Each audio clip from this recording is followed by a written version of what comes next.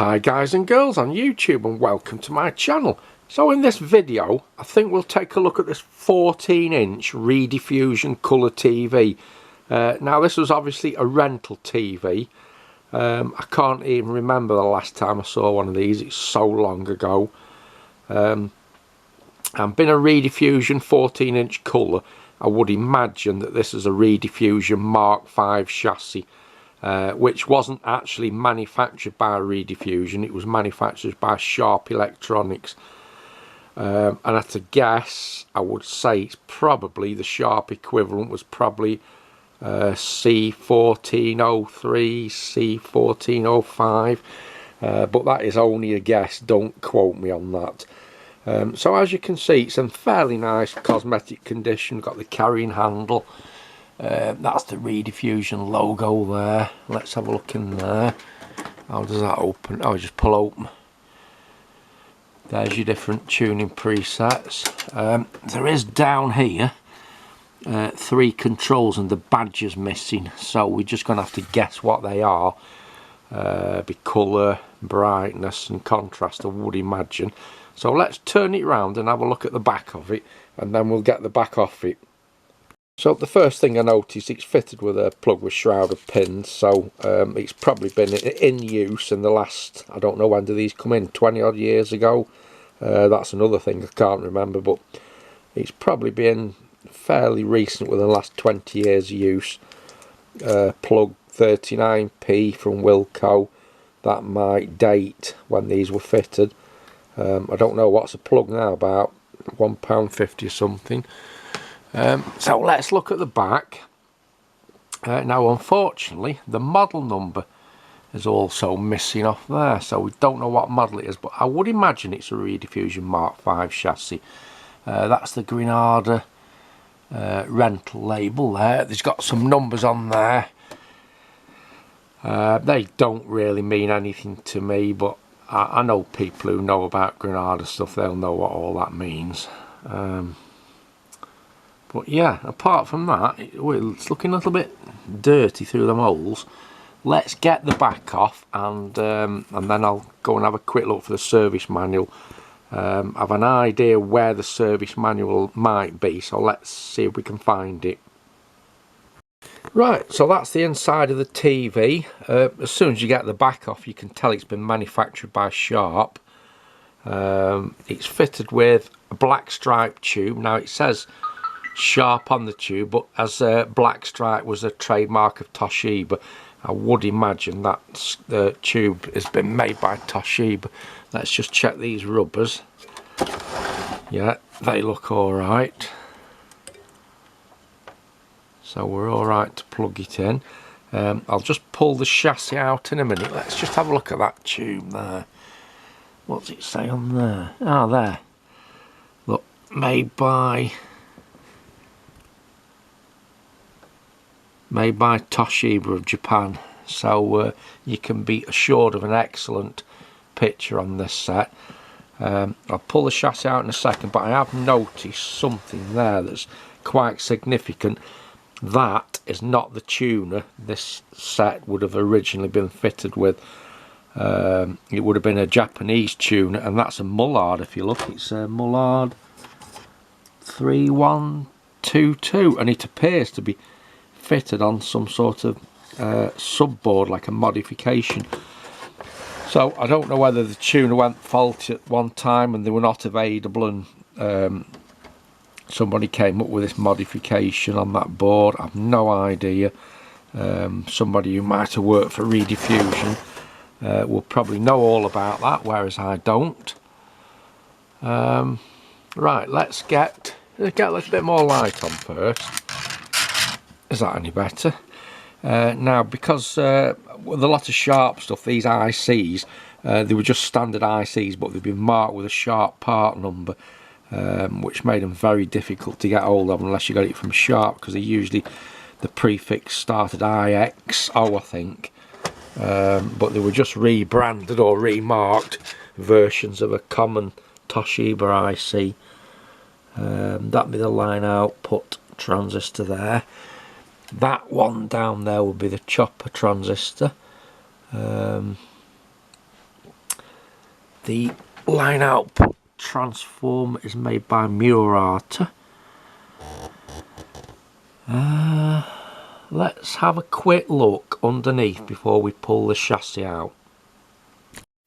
Right, so that's the underneath. I can't see any new soldering at all. It's probably had nothing done to this set since it was made. They were that reliable. I do see a few little problems here and there though. If we look at the line transformer there, what's that, pin 11? So pin, see if we can get that in focus. Nope. But pin 11, 10, 9 and 8 are all dry jointed. Let me see if we can get a better picture than this. Just hang on. Right, turn off the bench lamp now. No, still can't get a picture. Anyway, these first four are dry jointed, as is the earthing tab there, which you can see very, very clearly. So they'll have to be resoldered before we plug it in.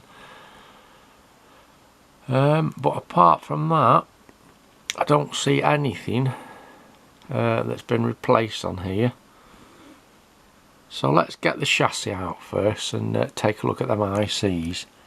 Yeah, it's a pity we can't get a good clear picture of that, but never mind. Yeah, so if you look at that IC there, I presume that's the line and frame oscillator. It's upside down, but it's marked X0065CE. Now off the top of my head, that is made by Hitachi, and there will be a HA part number for that, but I think it's unlikely to say in the manual. Let's just have a look at that one there. Yeah, that's 1X0129CE, and it seems to be branded Sharp, which Sharp have won't made that's just badged up. What's the sound one down there? Can't just see from here, but yeah, it's just a little bit dirty in places. He's not too bad. I think that'll just hoover out. It's only a bit of light dust. Right, let's go and have a look. I'll tell you what, let's just look at the tube base, see if there's any dry joints on there. The favourite thing for dry joints would be the heater pins, 4 and 5, but they're okay. So I think what we'll do is go and have a look for the service manual first. So before we get the service manual, I've just spotted something there, and this could spell the end of this set. I don't know till we plug it in, but can you see down there, there's some, let's get the light in, there's some blackening, darkening, whatever you want to call it. The light's gone off. Just hang on, let me get this thing back on again, that's it. Yeah, there. Now, is that because the line output transformers failed and all that black stuff has squeezed out of the, that'd be the rectifier part there, won't it? Not the windings, the windings a big bit. So, has the line output transformer failed? Well, there's only one way to find out, and that's to plug it in. The only other alternative is something's been spilt in the back through the holes, but certainly to me that looks like it might have come out of the line transformer. I can have a look around, I might have one, very, very doubtful, but you never know. So let's get this service manual out first. Right, there we go. I found that a little bit easier than what I thought. Luckily, it's in the bag with the other Redifusion service manuals. Right, so let's take a really quick look at this first. See what we've got here. See, this is what years ago most stuff came with a circuit description. These things are non-existent now, so you just have to guess how thing works. But I mean, these are fully comprehensive circuit descriptions. What's that? The field output stage there. You've got waveforms, line output stage. So there's quite a few windings on that transformer. It's not going to be replaceable with anything else if it's faulty. Switch mode, power supply, servicing position. That shows you how to stand the chassis up when you're working underneath. Alignment. Fault finding charts. How very handy. And right at the back, yeah, that's the telly there. That is the one. Your circuit diagram, which is like laminated in a plasticky material, a white-proof finish. HT rail, 115 volts. Now, does it say what them ICs are? No, it doesn't. Let's just turn over. Right, so that's the line and frame oscillator IC, the one we looked at. And if you look at that, that's got the sharp part number as well. So that doesn't give away what it is. IXO0065CE. The frame output, the oscillator's in there, and it drives these pair of transistors here to the frame coils. Yeah, well, that's really about all we can do at the moment, apart from solder the dry joints up and then plug it in and see what happens. And of course, when you ordered, I don't know if anybody remembers this because it's such a long time ago, when you ordered sharp parts, they all came like that in a fancy box, and they were really expensive, and they also had set prices. You had a list, and it used to be like code A 25p, code B £1, code C £1.50, and the fixed prices every year they went up by, I don't know, 5 or 10% or something. But they were traditionally very expensive parts from Sharp, which were just standard run-of-the-mill things that had been badged up. But unless you actually knew what the equivalent part was, or the original manufacturer, you had no choice, only to buy the Sharp original at a premium price. Right, so enough of that. Without further ado, the service manual tells me that the correct position for servicing this chassis is to stand it upright on them 3 knobs. Exactly what I've done there. So I'm just going to solder up them dry joints. I'll just have another quick look round for anything else, and if I don't see anything, we'll just reform the main reservoir capacitor and we'll go straight for the switch on. Right, so that's the dry joints on the transformer done. I've put the reformer on, but the reformer is actually trying to start the set. If you look at that, when it collapses, that's the set nearly starting.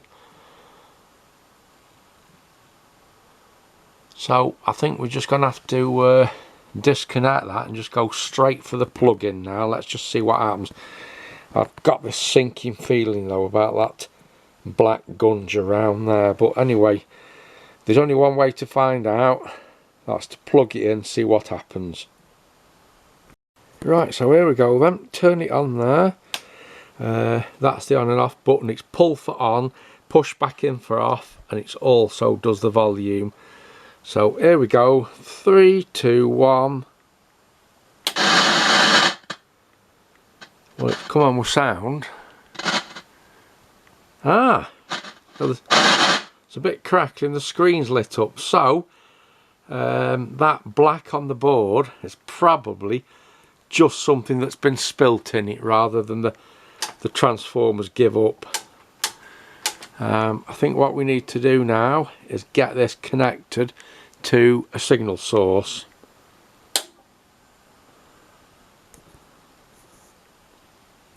In fact, looking in the back, there's no evidence of anything spilt in, so I don't really know what it is, but I've spotted another interesting thing here in the back. Service report, and as you can see, nothing's been done to it. That has never even been filled in.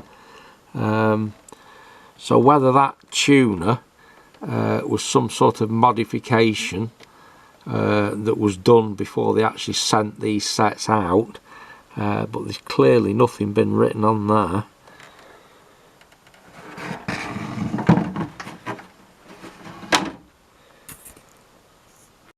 Right, here we go then. Bring it down a little bit. We're on number 1.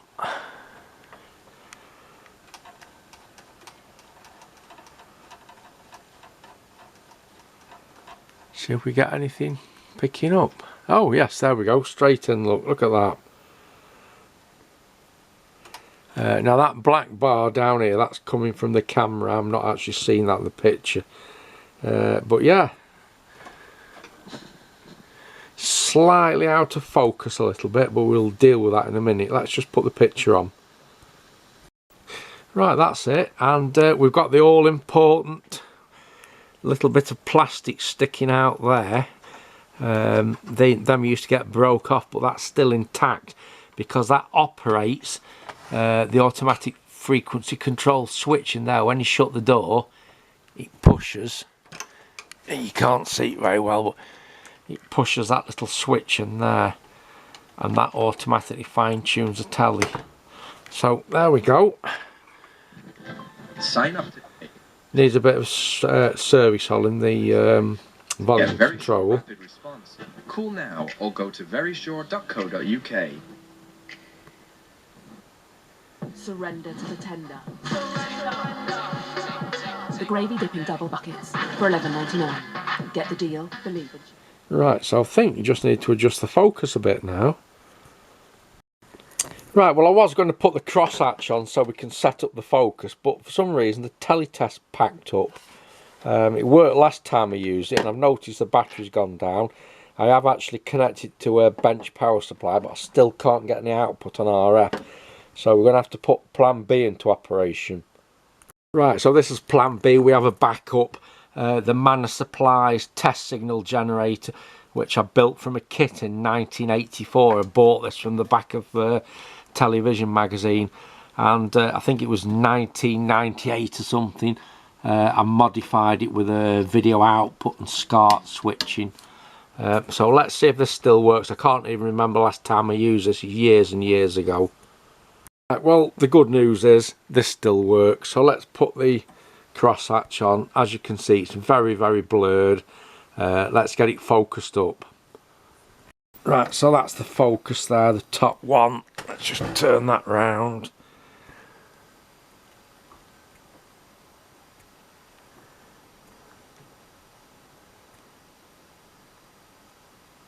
Right, that's a lot better.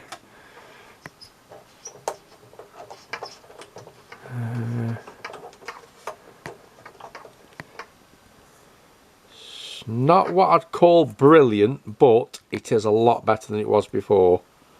Right, let's get a picture back on this now. Right, so the grayscale's alright, that doesn't need anything doing to it. Let's disconnect that now and get the skybox reconnected to it. Look at that, you really can't complain at the picture on that. Plenty colour, I like plenty colour. Let's just put the skybox on colour bars and have a quick look.